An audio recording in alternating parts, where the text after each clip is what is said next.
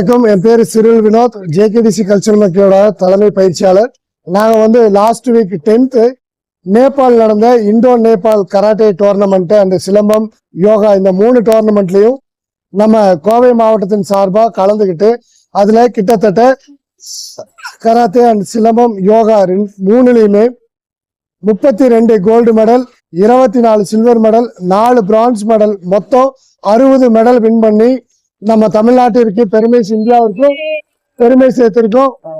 So இந்த குழந்தைங்க எல்லாமே தங்களோட முயற்சியின் மூலம் இந்த ஒரு அதிசய நிகழ்வை நிகழ்த்தி எல்லாத்துக்குமே ஒரு பெருமை சேர்த்திருக்காங்க. இது வந்து கடந்த வருடம் டிசம்பர் மாசம் நேஷனல் டோர்னமெண்ட் நடந்துச்சு. அதுல ஃபர்ஸ்ட் செகண்ட் ஜெயிச்ச குழந்தைங்க இந்த டைம் வந்து இந்த இந்தோ நேபாள் டோர்னமெண்ட் போயிருந்தாங்க.